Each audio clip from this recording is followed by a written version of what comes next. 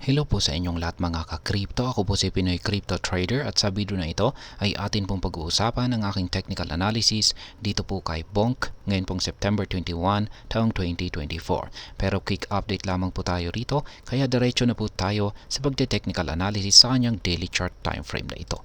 At ayan po yung aking previous technical analysis dito kay Bonk. Nasabi ko po na kapag mababasag po niya yung ating minor resistance line dito, ay siya po ay magpapatuloy sa kanyang pag-angat sa presyo at posible po niyang akyatin ang upper portion ng ating pattern dito or yung ating nakaabang na sunod na resistance line dito sa 40 digits 1985. Pero ngayon ay mukhang mas siya po muna ay babangga dito sa upper portion ng ating pattern na ito. Meron po tayong isang descending wedge pattern dito.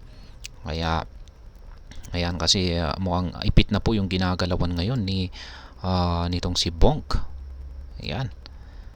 Kasi yung nabasag po na ating resistance line dito, minor resistance line dito, ay nagsisilpi na po itong isang support.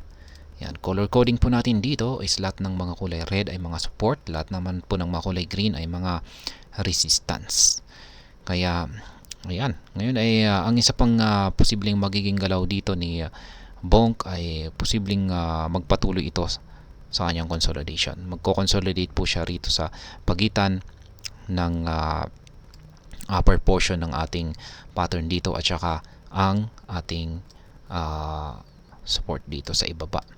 Kaya yan po ang posibleng isang mangyari dito.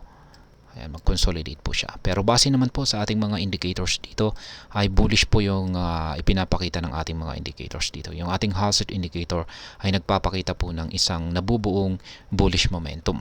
At ganun din po yung ating QQE mode indicator dito sa ibaba. Nakakadalawa na po tayo na kulay blue na QQE bar. Sinyalis na rin po yan na nag-uumpisa na pong mabuo ang bullish momentum natin dito or bullish market condition natin dito kay Bonk.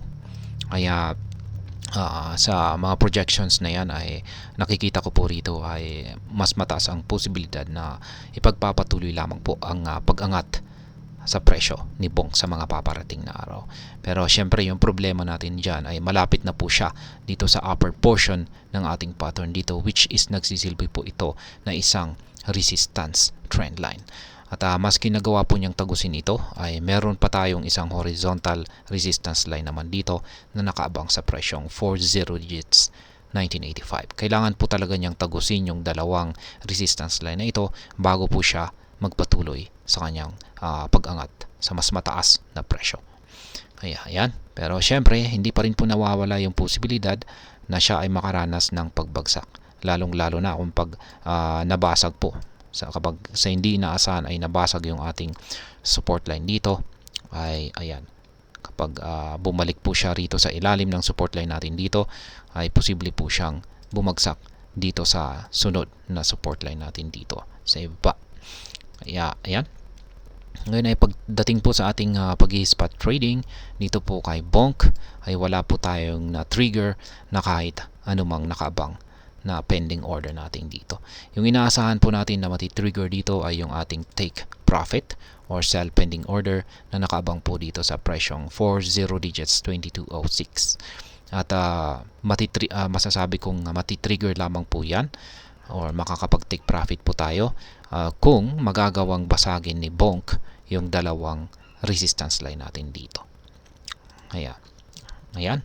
Patuloy po nating subaybayan ang paggalaw nitong si Bonk kasi ayan, base sa aking analysis dito ay ito po talaga yung binabantayan natin dito kung magagawa niyang basagin yan at pagsabayin yung dalawang lalong-lalo na kung magagawa niyang pagsabayin na basagin yung ating dalawang resistance line dito, magkatabing resistance line, ay magiging mabilis po yung kanyang pag-angat sa presyo. Pero pag hindi ay ayan, mauwi po ito sa kanyang consolidation. Maski nakaranas siya ng breakout sa upper portion ng ating pattern dito, ay mauuwi pa rin po yan sa isang consolidation. Ayan. Ayan ang aking technical analysis update sa araw na ito dito po kay Bonk. Sa mga bago lamang po dito ay check na lamang po ninyo ang description ng video na ito para malaman kung anong platform at mga indicators ang ginagamit ko dito. At hanggang dito na lamang po tayo sa video na ito mga ka-crypto. Marami pong salamat sa panonood. Ingat po tayo lagi at God bless po sa ating lahat.